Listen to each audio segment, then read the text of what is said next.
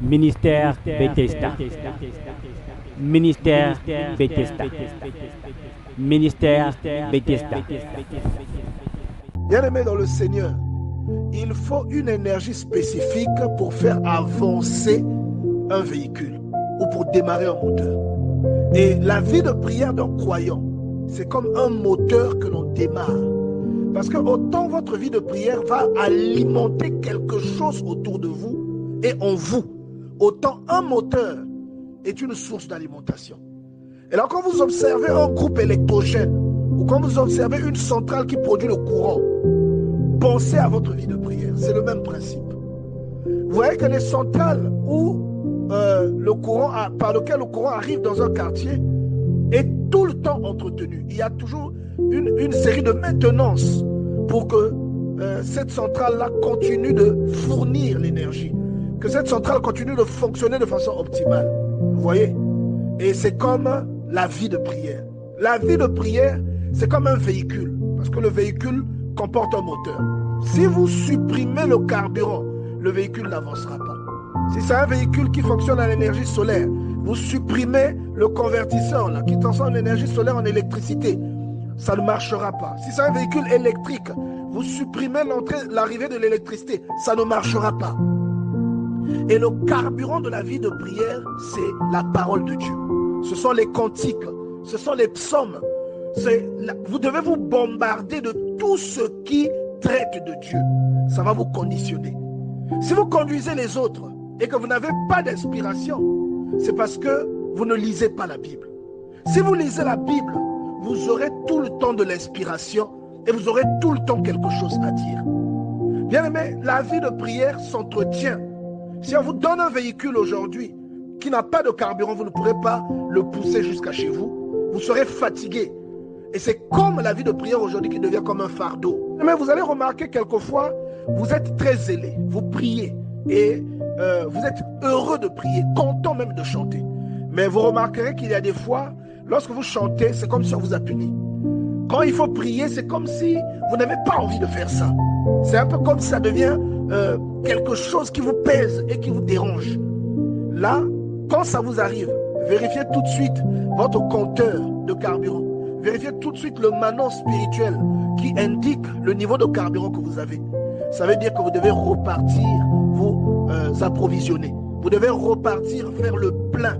Il y a beaucoup de gens, Dieu leur a donné une vie de prière intense avec beaucoup de fruits que l'on peut aujourd'hui identifier à une voiture de luxe climatisée avec une très belle sono et qui roule correctement, une bonne tenue de route. Mais comme ils oublient de mettre le carburant dans cette voiture, la voiture n'avance plus. Qu'est-ce qu'il faut faire? Ils sont obligés de pousser la voiture. Et c'est terrible que de pousser une voiture. Je vous garantis que vous abandonnerez la voiture. Vous allez prendre un autre moyen pour aller chez vous, quitte à rentrer à pied. Mais vous ne pousserez pas la voiture seule jusqu'à votre domicile. Alors que la voiture est censée vous rendre beaucoup plus rapide. Elle est censée faciliter aussi les personnes qui vous entourent. Vous voyez? Et la vie de prière, c'est comme ça.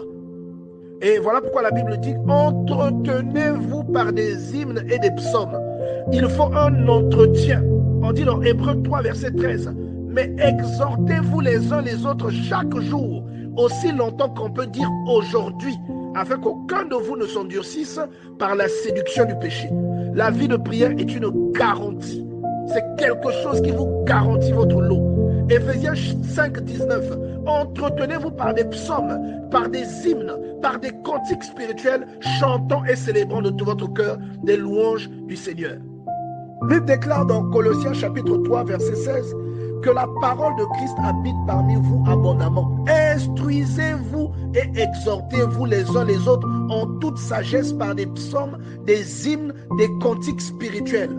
Bien-aimés, plus vous alimentez votre âme par des messages de Dieu, des cantiques, la parole de Dieu, des prières, plus votre endurance spirituelle s'établit.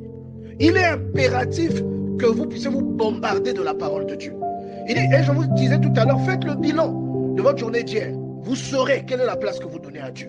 Et cela, parfois, ce n'est pas parce que vous le voulez, mais parce que vous n'entretenez pas votre vie spirituelle. Vous ne vous réapprovisionnez pas. Oui, la vie de prière, c'est comme une fleur qu'on arrose, bien-aimé. Il faut l'arroser. Autrement, elle se fane et elle perd de sa consistance.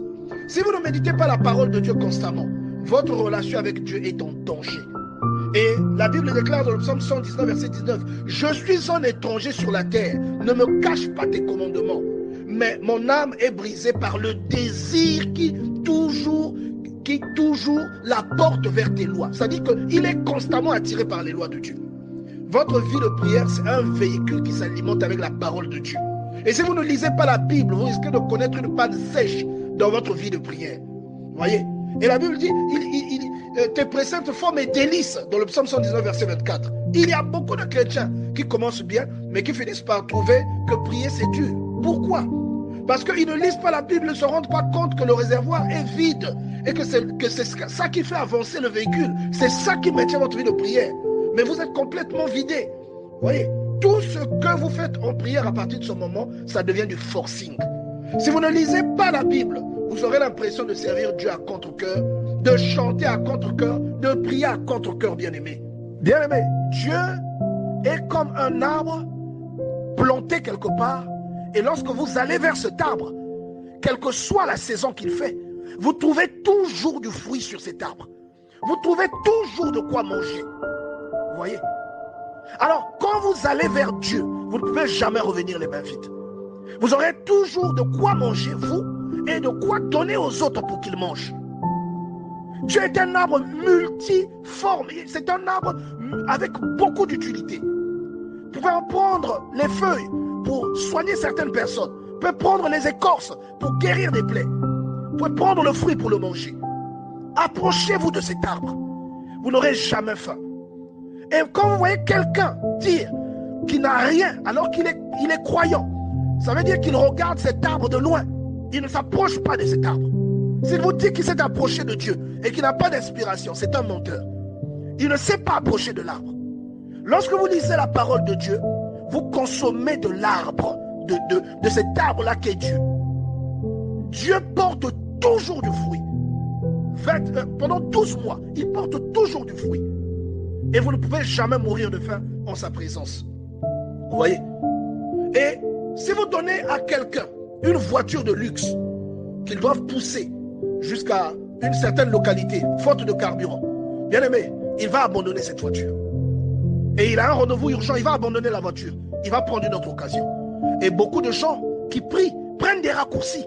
Dieu leur donne la possibilité d'aller vers les objectifs beaucoup plus vite, avec beaucoup d'assurance et avec aussi de la qualité. Mais ils vont abandonner la vie de prière parce que c'est difficile. Pourquoi c'est difficile? Parce qu'ils ne lisent pas la Bible. Et beaucoup de chrétiens vivent ce scénario, bien-aimé. Dieu leur donne une voiture de luxe qui représente une vie de prière, qui permet d'aller plus vite, qui permet aussi de transporter d'autres personnes avec eux. Mais, bien-aimé, ils oublient de mettre le carburant et ils s'attendent quand même à ce que la voiture roule. Ta vie de prière, là, de laquelle tu attends des fruits, bien-aimé, elle s'alimente avec la parole de Dieu. Tu dois lire la parole. Tu dois la méditer et tu n'auras jamais faim. Et ceux qui sont autour de toi n'auront jamais faim. Vous voyez? Et il y a aujourd'hui beaucoup d'enfants de Dieu qui n'ont aucune relation véritable avec Dieu.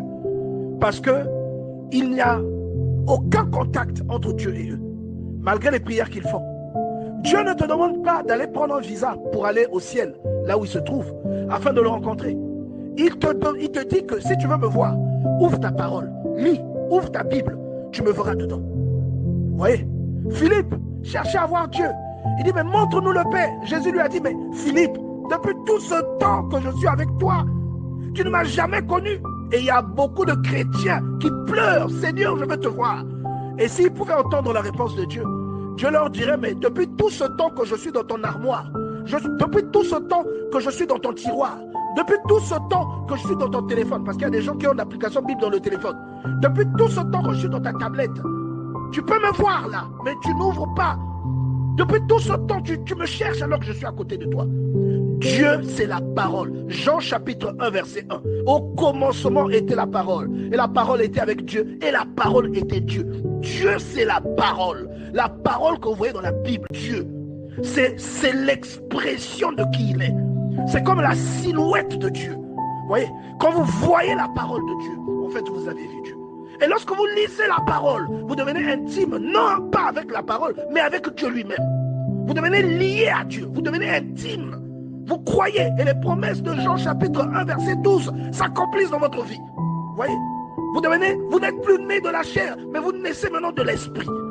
Aucun être humain ne peut prendre le dessus sur vous, parce que vous lisez la Bible. On dirait que vous êtes sorcier, parce que vous lisez la Bible. Vous allez faire des exploits, parce que vous lisez la Bible. Vous délivrerez votre mari de l'ivrognerie, votre femme de l'impudicité, parce que vous lisez la Bible. Vos enfants seront intelligents, parce que vous lisez la Bible. Mais lorsque vous voyez quelqu'un réaliser des prodiges dans la prière, lorsque vous voyez quelqu'un se distinguer parce qu'il prie, la source de ces prodiges-là, ce n'est pas son corps, ce n'est pas son cerveau, ce n'est pas son intelligence.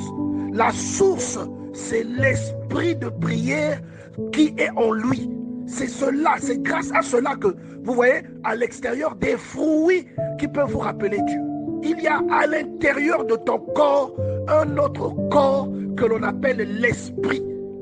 Et ce corps se nourrit, c'est un organisme. Il se nourrit, il s'entretient comme tu entretiens ton corps physique. Mais le drame, c'est que la réalité ou ton vrai corps, ton vrai toi, c'est celui qui habite dans le corps physique que tu transportes et que tu confonds à ta personne. Le corps physique, ce n'est pas toi, mais la vraie entité, ta vraie personnalité, elle est à l'intérieur. Et c'est cette personnalité qui est à l'origine de tous les efforts, de tous les exploits, de toutes les merveilles que quelqu'un fait dans la prière.